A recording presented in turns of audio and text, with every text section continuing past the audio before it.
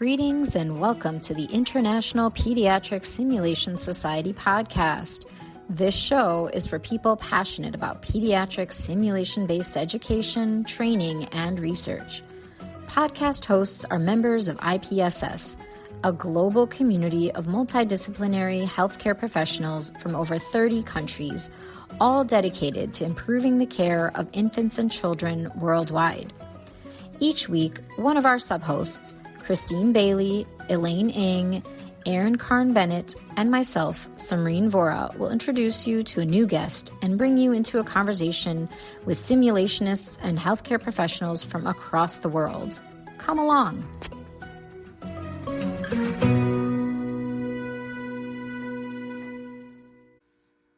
Hello, everyone. I am Elaine Ng, and I'm hosting this podcast today.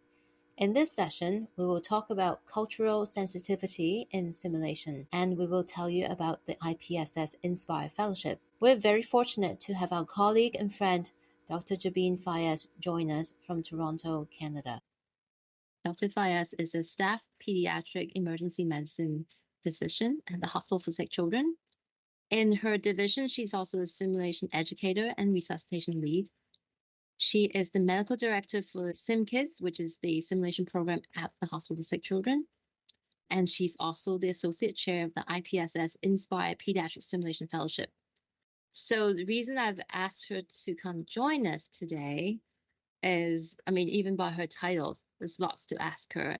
But I knew that she just completed a PhD, and it was on cultural sensitivity. Tell us a little bit more about your area of study. Thank you so much, Elaine, first of all, inviting me here to have this conversation. I'm very much obliged and happy to be here. And you have invited me to talk about a topic which is very near and dear to my heart. And I can continue talking about for hours and hours. But just to give you a little bit of context, as just for the listeners, I'm originally from Pakistan.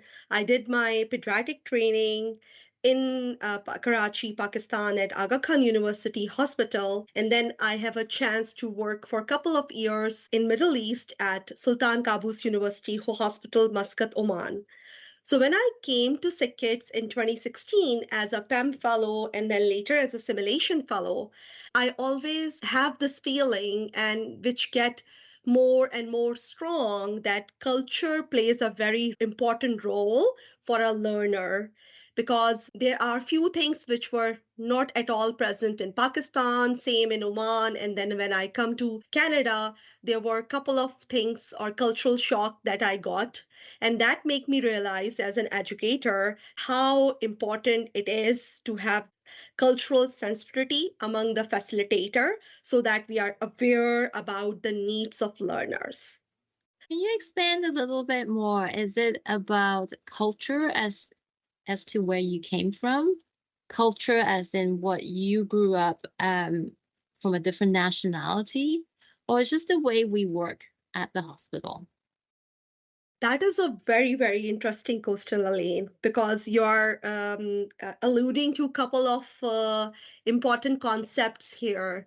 That is my own personal belief or my own personal culture, then the culture of the institute, and then culture of the learners as an educator. So what I could say in toto that cultural sensitivity is a very important or a critical aspect, I would say, for all educators, but specifically in simulation-based education, which really require thoughtful consideration and intentional actions. And why it's so? Because we have to design the simulation scenarios, and those simulation scenarios we offer to the learner who are from diverse cultural background. And not only diverse cultural background, but also from diverse experiences of the learners. And then sometimes we do have simulated participants in the scenario. Sometimes we do have other confederates in our scenarios. So their culture, the language they are speaking, the communication style that they are using, then this whole concept of being inclusive addressing your own biases, but also the biases of the patient population that a learner may have from their background. And then just to explain it a little bit more, for example, where I come from, we only used to see till 14 years of age, and we do not have that robust patient presentations on mental health crisis. And it is not at all relevant or culturally appropriate to take a sexual history from the kids. So when I was working on my first shift and I have a teenager, a girl who I have to take history, who was here with some mental health crisis, I was not even sure what kind of words I should use to ask the head's history about their social circumstances, their school background, their sexual history, any drug intake history. So it was a huge cultural shock. Literally, I come back and my staff asked me, Jabeen, did you ask about the head's history? And I was looking at him. I said, head's history? Is it about head, neck, ear exam? Yes, I did. He said, no, no, no. It was posed to me that I do not know about anything about it. And definitely, I don't know anything about it. So that's what I'm saying, that as an educator, when you are engaged in learning from various learner contexts, you have to keep this all in mind. Right now, there's another layer of complexity. We are doing distance simulation. I am sitting here in Canada and I'm teaching in Pakistan, in Egypt, in India. And them are various similarities, but there are various differences as well. So distance simulation has bring the world of learners together in a very short span of time. So that is why this aspect of being aware of cultural differences and being engaged in open dialogues about the culture is very, very important, in my opinion. Definitely, we certainly have to be aware of all the differences and be respectful, but that's really difficult. Like, I get a group of learners, they're from multiple backgrounds. I can ask, but then how do I handle potentially multiple cultural differences and our own lived experiences? How can be more sensitive and aware of all this? Yeah, I think it takes years and a loads of work to get to the point where we are actually culturally aware and taking into account everybody's cultural perspective. But I would say the starting point about cultural sensitivity in simulation is about fostering an environment of mutual respect, empathy, and understanding that we are different and that difference is welcome, and creating a psychologically safe, I would say not only psychologically safe, but also a psychologically brave environment where everybody is open and respectful to those differences, and then like open to learn from these experiences as a learning opportunity. And this will continue to foster acceptance as well as kindness and awareness about each other. So, this is what I would say could be a starting point for us as a simulation educators. I would think, in addition, things that we are doing these days, like we have mannequins of different skin color, a little bit more cognizant not to just call mannequin by English names. All that contribute to that feeling of everyone's welcome. Like, would you say that those are also starting points? Yes, exactly. I completely agree. I would also think another thing we can do is minimize stereotypes. Yes, Elaine, and I that bring me to a point. For example, at our Sim Center, we deliberately included the EDI perspective. First of all, we created the EDI guidelines that how can an educator, while developing a simulation scenario, keep in mind some of the consideration. Think of if I think of myself, every simulated or sim scenario patient is a John who is a male. So why it comes automatically to my mind? Just because this is the way I have been taught. So, as you are saying, those stereotypes come automatically to our mind because we have been taught or learned in that way. So, having some pointers, guidance, or some parameters while either creating those scenarios or talking to our learner is another good strategy to tackle or create cultural sensitivity. And I would say there is also this concept of culture of hierarchy in simulation, which not only refers to the organizational structure and power dynamics that exist within the simulation based education and training environment, but also many other aspects. And to example, for example, how is the instructor learner relationship? For example, their concept of power distance. When I'm doing simulation in Canada, here in North America, the learner and facilitator equally engage in the conversation. You are giving them some information, some guidance, and then the learners are equally participating in that conversation. But when I do it, the same scenario in Pakistan, what teacher, facilitator are saying, that is an authority.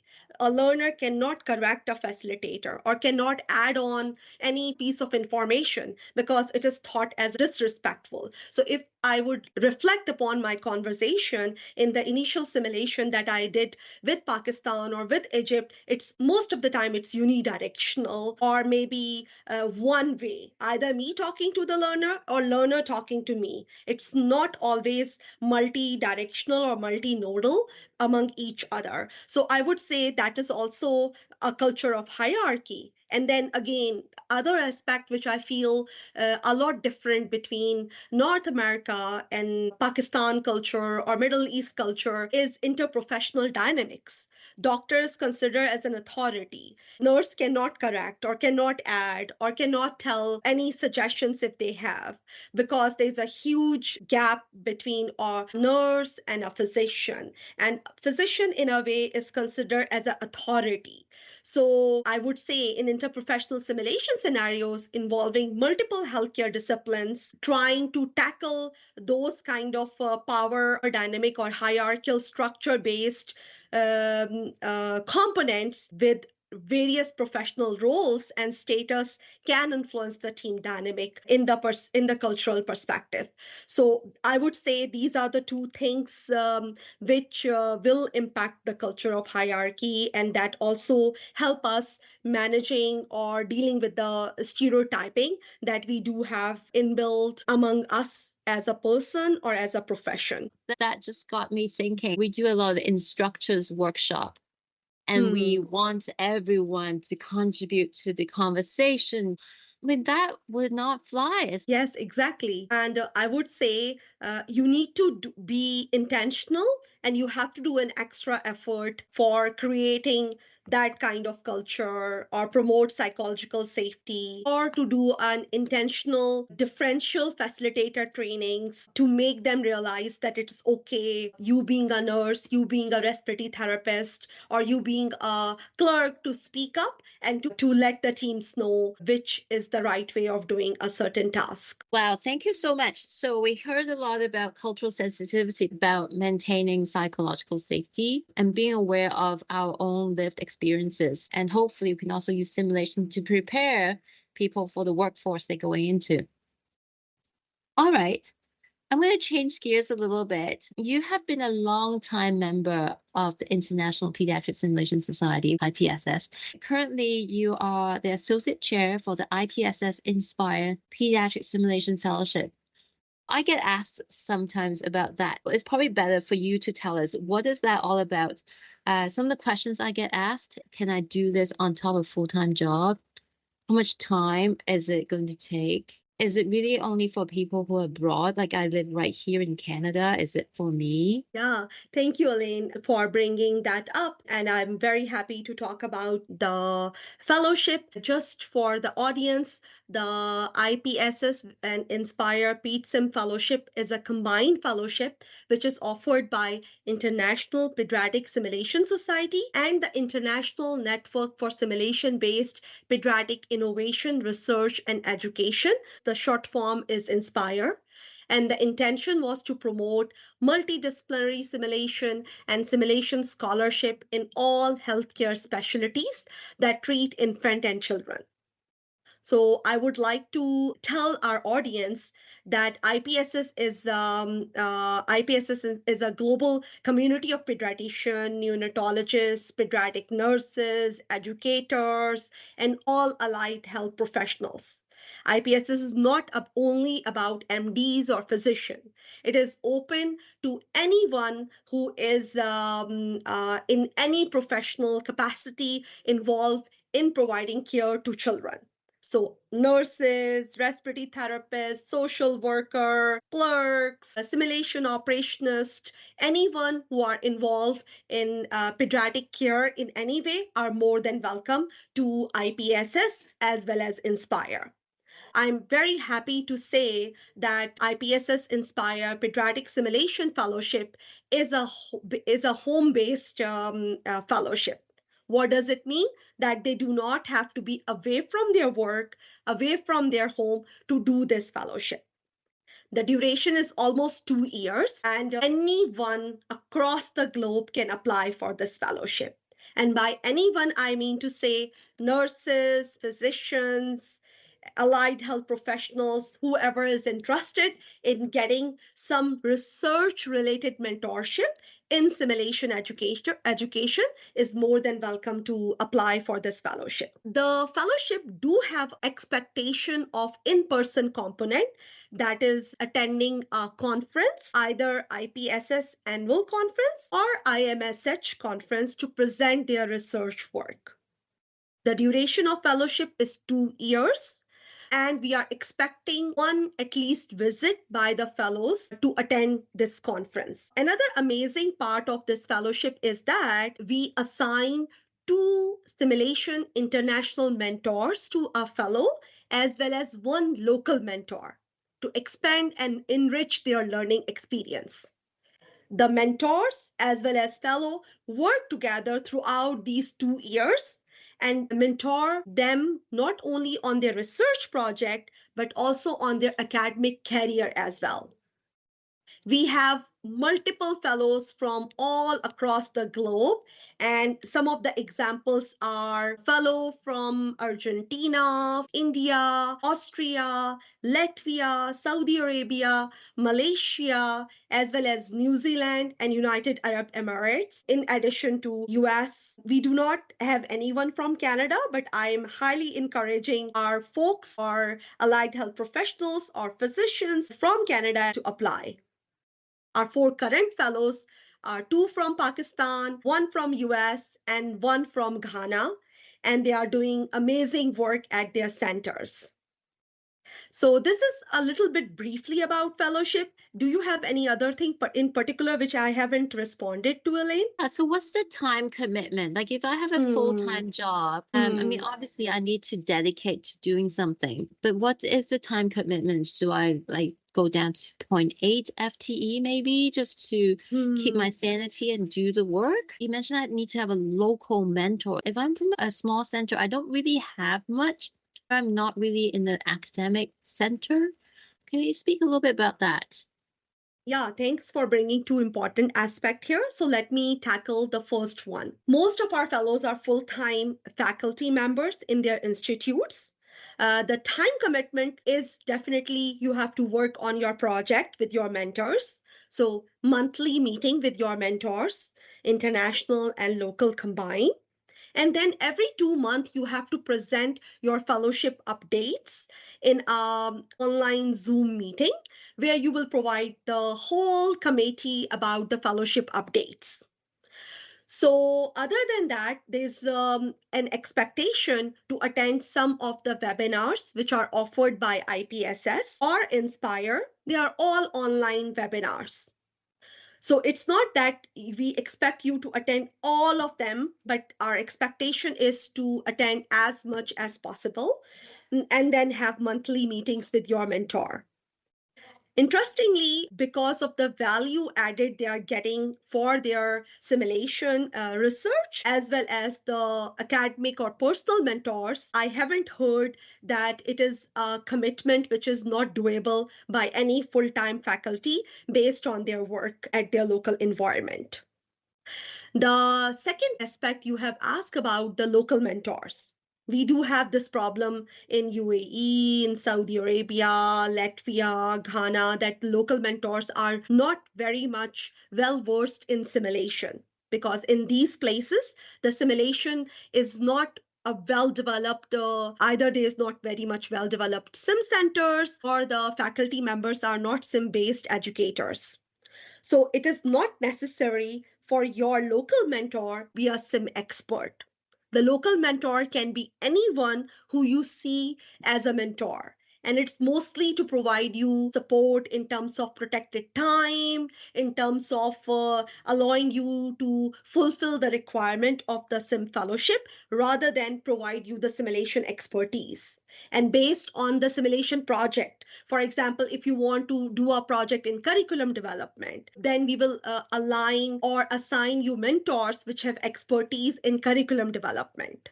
If your project is about virtual simulation or distance simulation, then the international mentors were assigned which have expertise in that area. And similarly, it's very much well aligned with the mentor's interest as well as mentees' interest, the geographical location, and a kind of expectation to provide not only guidance in this 2 year, but also a long-term academic career kind of guidance and mentorship as well in future. So help me a little bit. Why would I want to apply for the fellowship and not find a master's or PhD? I think you actually went down that track yourself. And you were, is it fair to say you were rejected from the fellowship program and you were overqualified? Yeah, thank you, Elaine. That is a very, very good question. And thanks for bringing it up, because the IPSS-INSPIRE Ped Sim Fellowship is not about empowering or making you or evolve you as a sim educator.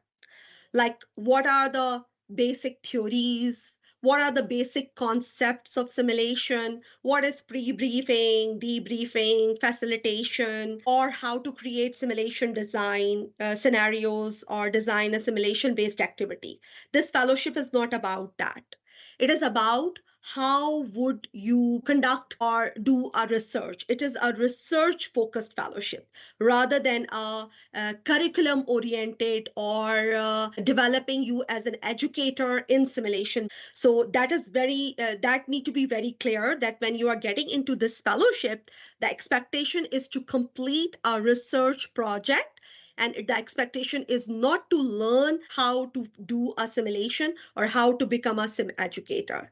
So that is why when I applied for the fellowship, IPSS-INSPIRE Ped Sim Fellowship, I was already completed my sim fellowship. I have already completed my master's in health profession education and already have developed my portfolio as a simulation researcher with a lot of co-authors as my mentors. So when I applied for this fellowship, because of all those reasons, I was invited to be a member of the IPSS-INSPIRE Ped Sim Fellowship Committee rather than as a fellow. And then later on, I was promoted or was selected as a chair and associate chair of the same IPSS-INSPIRE Ped Sim Fellowship. That's awesome. Thank you so much for clarifying all that. And I guess if anyone's interested, just Google us and look up ipss.org. And then through that can find Inspire, send you an email, Yes. to kind of explore and have more conversations for their unique needs. That's awesome. So Jabeen, thank you so much. We can chat for a long, long time, but perhaps we just pause there. We'll invite you back in the future episodes. Thank you for enlightening us on the cultural sensitivity in the workplace for simulation and also on the work that you do. And thank you so much for all that you do in the organization. Thank you so much, Elaine, for inviting me and giving me this opportunity to talk a little bit about cultural sensitivity and also to highlight the IPSS-INSPIRE Ped Sim Fellowship. Please feel free to reach out to me if you need more information. My email is Jabeen, my first name, dot Fayyaz, last name at SimKids.ca. If you go to the website, all the information is there, and I will welcome everybody globally to be part of not only IPSS, but also apply for the IPSS-INSPIRE Ped Sim Fellowship. Thank you so much. Thank you for listening to this episode of the IPSS podcast. A special thanks to our behind-the-scenes producer, the talented Denish Kumar, and to the Starship Foundation for providing the equipment that makes this podcast possible. Join us next time.